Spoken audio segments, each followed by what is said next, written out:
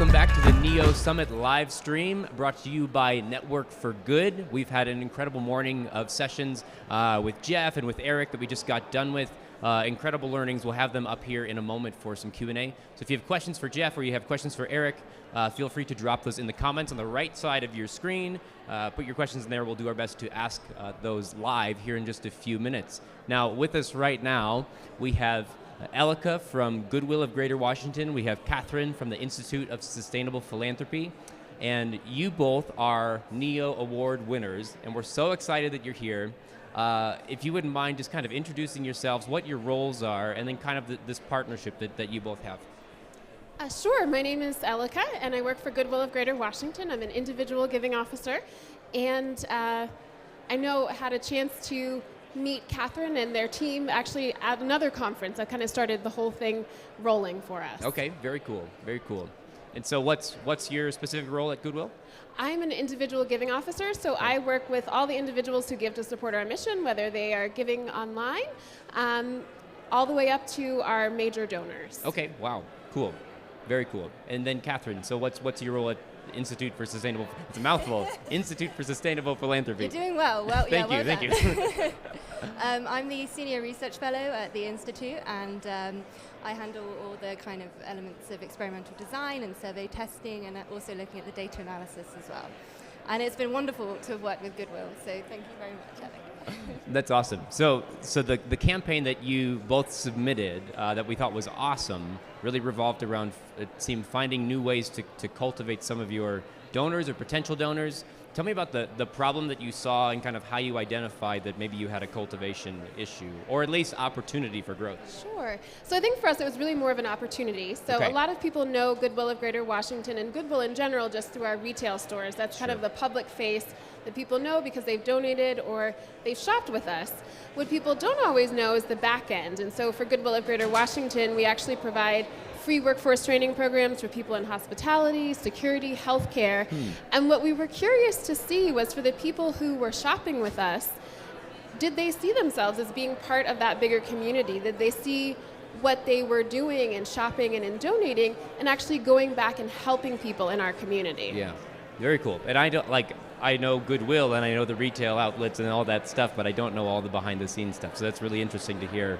It's much more than just the brick and mortar stores that I pass on my drive to work every day. Yes. So that's very cool. That's very cool. So the opportunity relied in kind of helping explain more to your donors, potential donors, the depth of the programs that you offer. Yeah, so I think for us, we have shoppers. We, last year in 2018, when we did the research, had 1.8 million transactions at that time, 19 retail stores. We're now up to 20. Okay. And we also have a change roundup program where people can round up their change to the nearest dollar. It goes to support mission programs that help people with disabilities and disadvantages gain greater independence. And so we wanted to know, how do people who are shopping with us, do they see themselves as being part of the solution to the problems in the community that we're trying to address? Sure. Or how do they identify with us? Yeah. So then how did you kind of come alongside and create this initiative together? What did that look like? Yeah, so we kind of took the initial question, can we treat shoppers like donors? Do they want to be thanked for the impact that they're having, or do they just want to buy the products? And we did something really, really cool. We had 3 test emails that we sent out to 92,000 people for the membership program. And we sent 3 emails once a week for 3 weeks, so it was a big change because there were no thank you emails to these donors previously. And we did that in 3 conditions. So we thanked the person for the impact, and then we hammed it up and we really thanked them for the impact. And then in the final one, we also added a bit of a community statement as well, like you've also helped thousands of others in the community.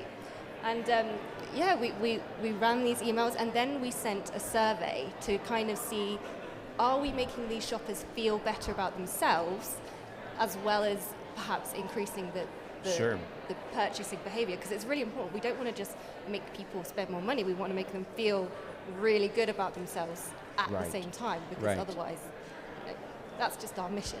Sure. So how are you, that was the part that was super interesting to me, because you not only saw like the increase in the metrics you were trying to move, yeah. but you also saw this increase in at least positive feelings. Yes. So you sent a survey, but how are you able to like really measure that, validate that?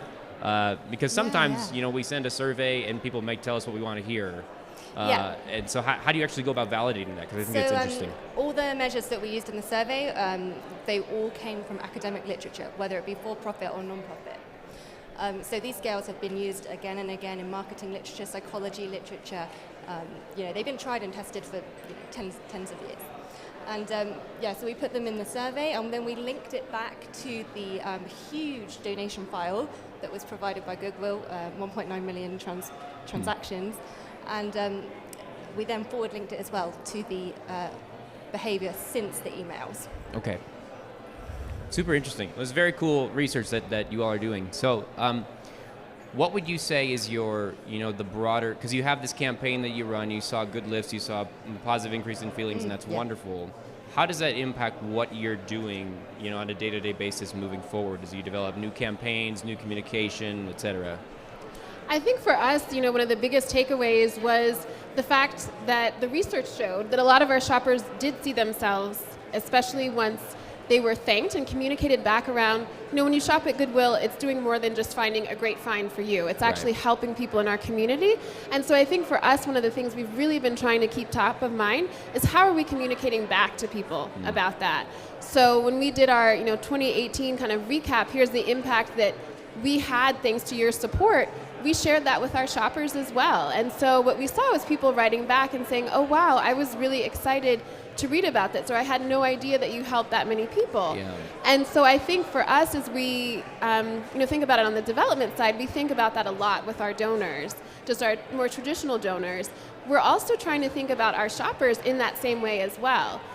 They're choosing to shop with us at Goodwill. They're supporting our mission when they say yes to rounding up their change, which is, since that program started, raised about 82,000 hours of training for people in our community.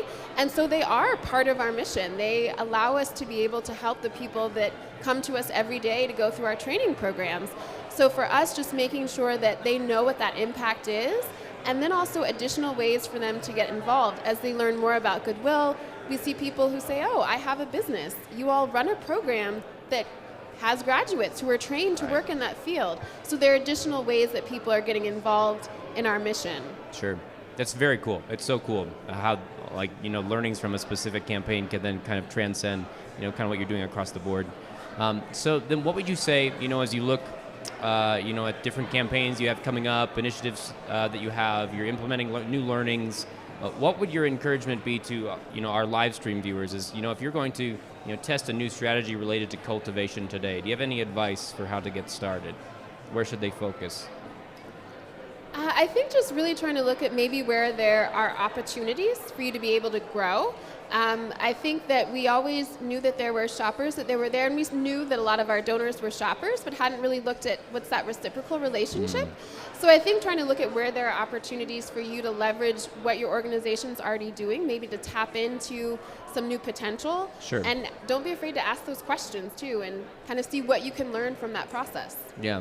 I do think it's cool that you're able to start, you're kind of looking at those two different segments of donors and shoppers, and I'm sure that other organizations have various segments that they're looking at. Maybe we're hyper-focused on donors, but there could be opportunity in other channels too. So maybe just taking a new, fresh, creative look at, you know, who are we really communicating to. Do you have anything else that you would add, Kathryn? Yeah, I would add that, you know, it's really important. People want to be, like we've heard all the time, like in the past couple of days, people want to be talked to like a human, and they want to feel good about themselves, and they want to feel like they're making a difference.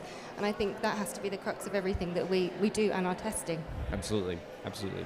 Great. Well, congratulations to both of you. Again, Thank you. Super grateful that you're here, that you submitted the campaign, and I hope that our viewers and listeners get to take away, you know, some great new learnings from you all. So thank you so much. Congratulations again. Thank you. Thank you for having us. We will be back in just a moment with some Q&A with Jeff Giddens and Eric Allen, so stay tuned.